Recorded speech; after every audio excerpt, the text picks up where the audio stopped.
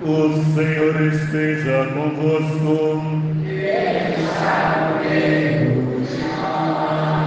Proclamação do Evangelho de Jesus Cristo, segundo São João.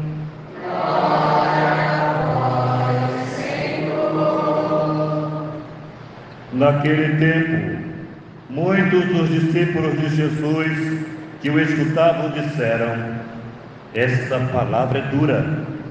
Quem consegue escutá-la? Sabendo que seus discípulos estavam murmurando, por causa disso mesmo, Jesus perguntou: isso vos escandaliza?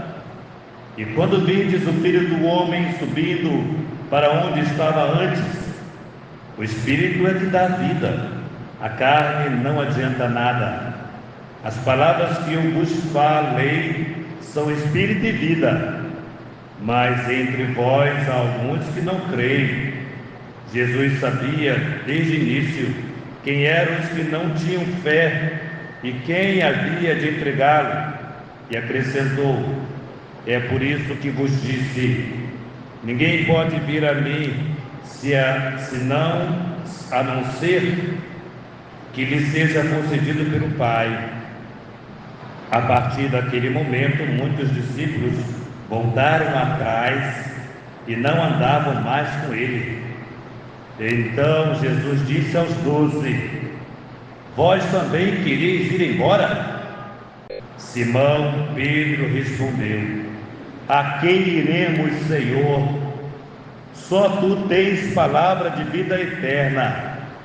Nós cremos firmemente e reconhecemos que tu és o Santo de Deus. Palavra da salvação. Glória a vós, Senhor. Louvado seja nosso Senhor Jesus Cristo. Queridos irmãos e irmãs, vamos nos contextualizar, porque nós estamos terminando o 6º capítulo do Evangelho de João. Lembramos que nós estamos debruçando nesse 6º capítulo há 5 semanas atrás. Interrompemos apenas pela festa da Virgem Maria e agora voltamos para esse 6º capítulo, onde encerramos o 6º capítulo. Lembramos um pouquinho mais que iniciou-se o 6º capítulo com a multiplicação dos pães e dos peixes, onde Jesus saciara a fome de mais de 5.000 homens, sem contar mulheres e crianças. Saciara com o pão e o peixe e sua palavra. E hoje nós estamos diante dessa palavra, onde Josué vai trazer para aquele povo de cabeça dura, vai trazer para eles, tentando trazê-los à consciência da história dos seus pais. É muito complicado um pouco isso, quando as coisas vão mudando. Vocês percebem que as coisas vão mudando? A tradição não pode mudar, a tradição da igreja, ela não pode mudar, por isso é tradição. Então nós estamos diante de um povo que os seus pais comeram maná, que os seus pais foram libertos da escravidão do faraó, que os seus pais viram o mar se abrir, e agora esses mesmos não entraram na terra prometida. Agora tem outro povo, ou seja, os filhos deste povo que Deus fez aliança, agora assumem esse papel de caminhar com Deus. E por isso Josué vai em Siquém, reúne todas as tribos de Israel, convocando os anciãos e chefes e os juízes e os magistrados, e Josué se coloca. Olha, então Josué falou a todo o povo: se vos parece mal servir ao Senhor, escolhi então hoje a quem vós quereis servir. Se vocês não acham que está bom aqui, então, olha, numa linguagem mais popular, então mete o pé. Não está satisfeito? Não é isso que vocês querem? Então podem ir embora, porque eu e minha casa, eu e os meus filhos, eu, minha esposa e os meus filhos, nós serviremos ao Senhor, o Deus dos nossos pais. Nós permaneceremos fiéis. Se vocês não querem, têm todo o direito de escolherem quem vocês quiserem. Não dá, meus filhos, para botar o pé numa balsa e o pé na outra. Não vai dar certo. Não dá certo ser católico macumbeiro, porque isso não existe. Isso não existe. Não dá certo você ter uma fé no Cristo e ter crendices ou religiões de outros credos que não professam a sua fé.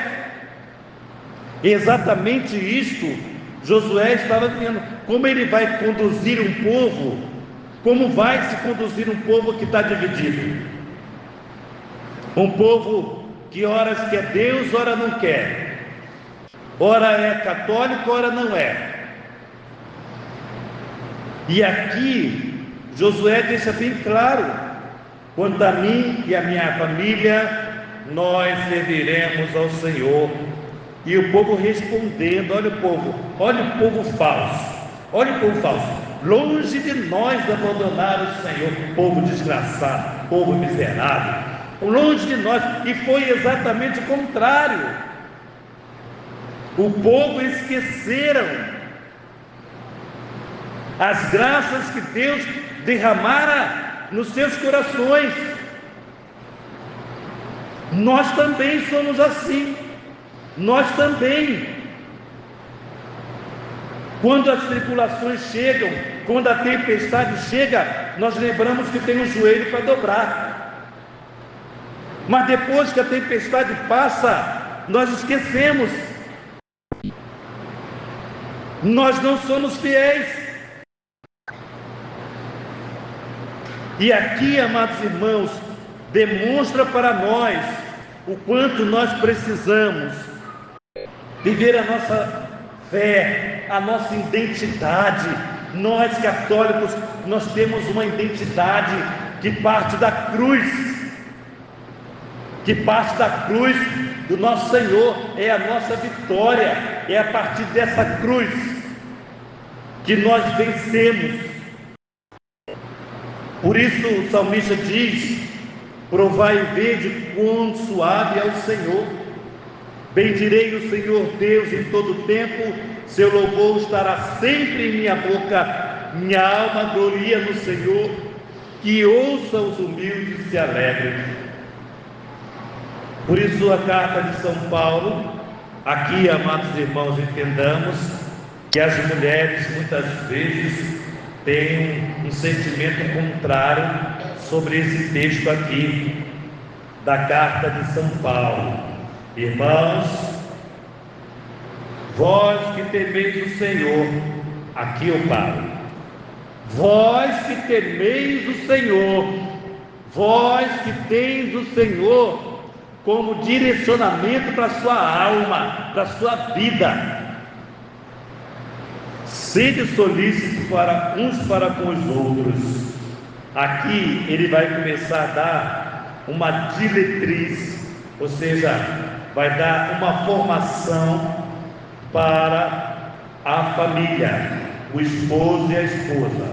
Mulheres, sejam submissas aos seus maridos, como ao Senhor, pois o marido é a cabeça da mulher, do mesmo modo que Cristo é a cabeça da igreja, ele o Salvador do seu corpo.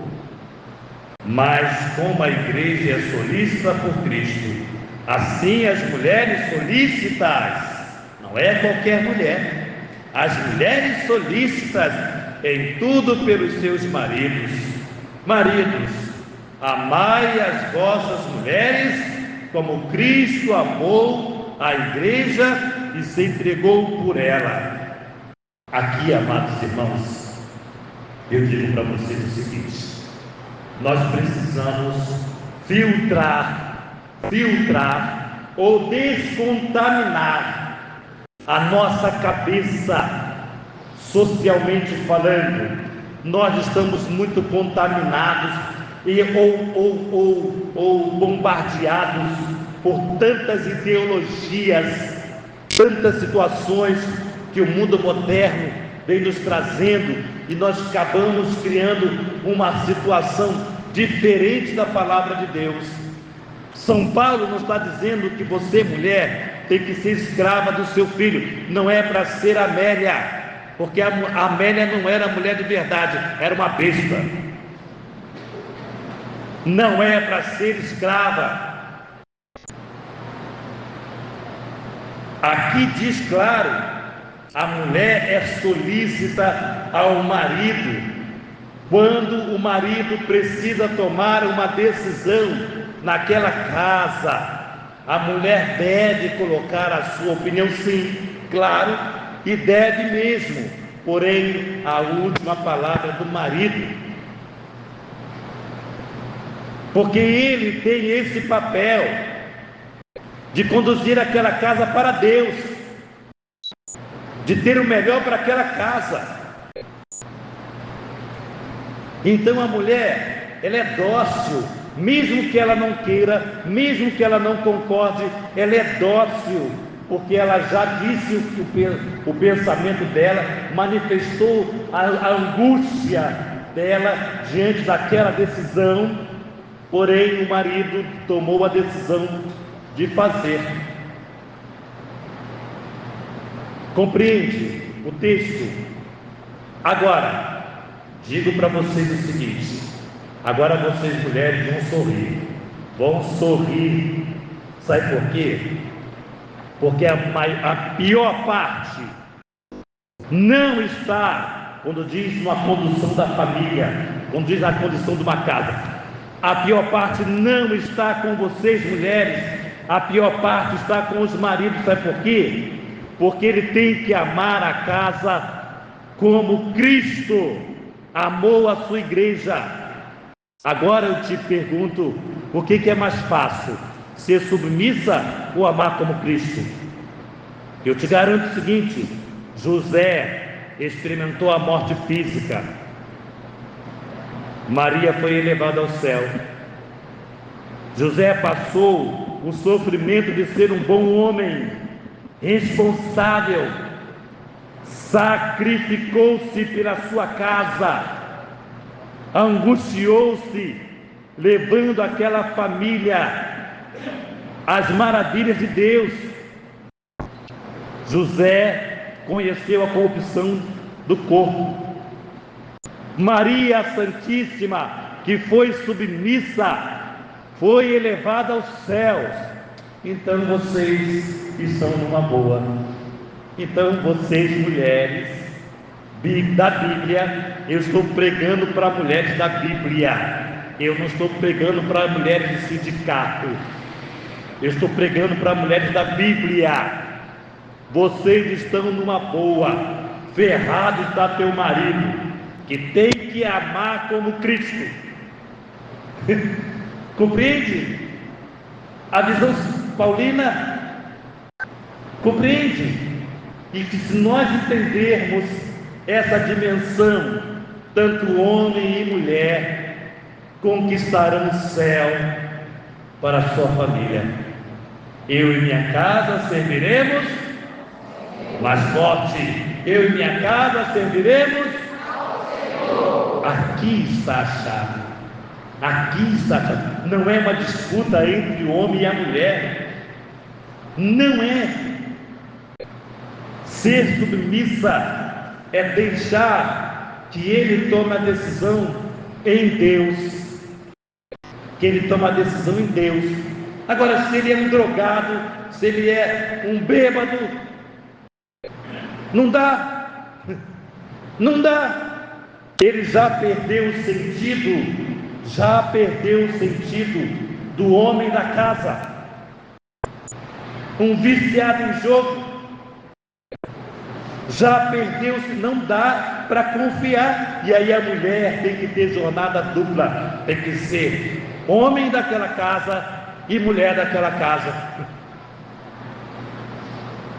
Então, amados irmãos, entendamos o que a palavra de Deus quer nos trazer, entendamos esse caminho que São Paulo nos dá. E aqui vai nos mostrar Jesus com seus discípulos, dizendo assim: quem consegue escutar? Essa palavra é dura demais. E qual é a palavra? Só para lembrar para vocês, embora no domingo passado não lemos, mas a palavra de Deus é contínua. Interrompemos por conta da festa da solenidade da Virgem Maria, mas a palavra de Deus é contínua. E essa palavra de Deus, também no capítulo 6, que Jesus se apresentava como alimento: eu sou o pão da vida, eu sou o pão, quem come desse pão viverá. Eu sou o sangue derramado, quem bebe do meu sangue viverá.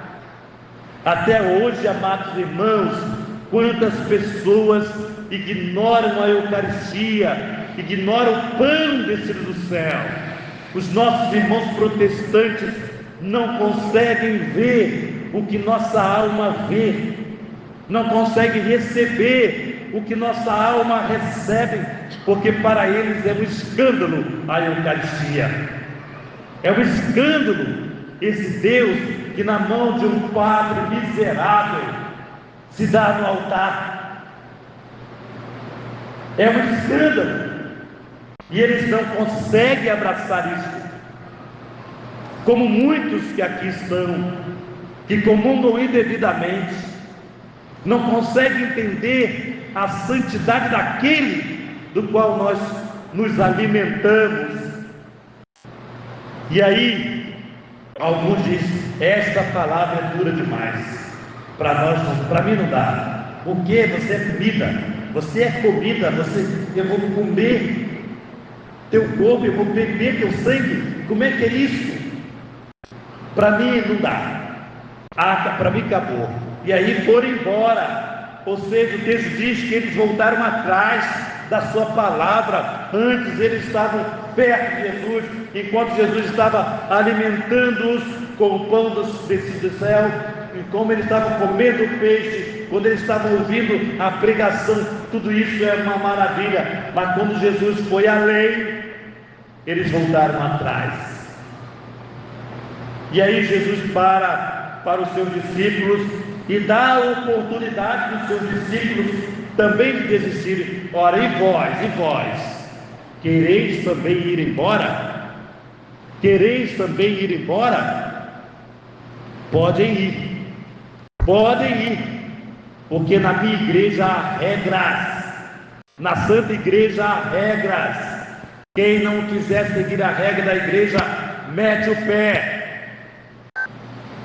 Aí depois a gente vê pessoas dizendo assim: a vida toda bagunçada, quer batizar um filho, quer batizar não sei quem, e diz assim: olha, precisa disso. Aí a pessoa diz assim: é por isso que a igreja está perdendo fiéis.